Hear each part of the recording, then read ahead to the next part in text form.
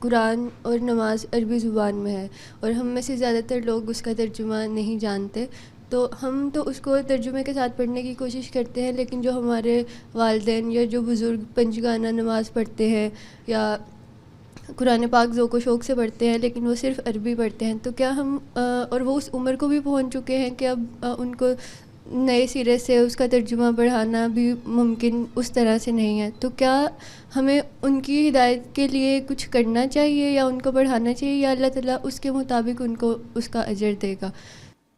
جو سوال آپ نے کیا ہے کہ ترجمہ والدین کو، اور خاص طور پر جب وہ بزرگ ہو چکے ہوں، آپ پورے قرآن کا پڑھانا چاہیں تو یہ تو ممکن نہیں ہے، کیونکہ بڑھاپے میں بہت سے کام ممکن نہیں ہوتے کرنے۔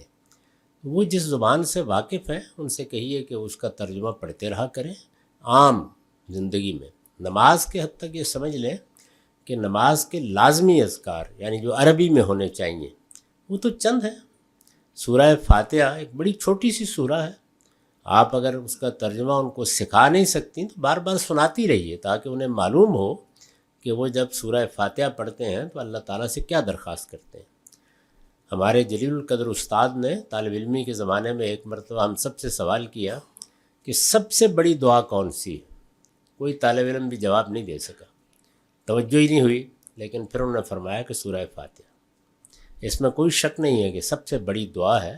اور دیکھیے چند جملوں کی دعا ہے، بہت مختصر سی، اس کا نہ ترجمہ سکھانا کوئی مشکل کام ہے، اور اگر آدمی سیکھنے میں بھی کامیاب نہیں ہوتا تو بار بار توجہ تو دلائی جا سکتی ہے۔ اس کے ساتھ کوئی ایک سورہ ملانی ہوتی ہے۔ عام طور پر ہمارے ہاں تو اس طرح کے بزرگ لوگ بس قل هو اللہ ہی پڑھتے ہیں، وہ بھی 2-3 جملے ہیں، یا سورہ کوثر پڑھ لی، اس کے بھی 2-3 جملے ہیں۔ یہ لازمی اذکار ہیں۔ باقی آپ ان سے کہیے وہ اردو میں دعائیں کریں، تسبیح کریں، اپنی پنجابی زبان میں کریں، جس میں چاہے کریں۔ نماز کے لازمی اذکار جو عربی میں ہونے چاہیے وہ یہی، اس کے علاوہ کوئی چیز عربی میں ضروری نہیں ہے۔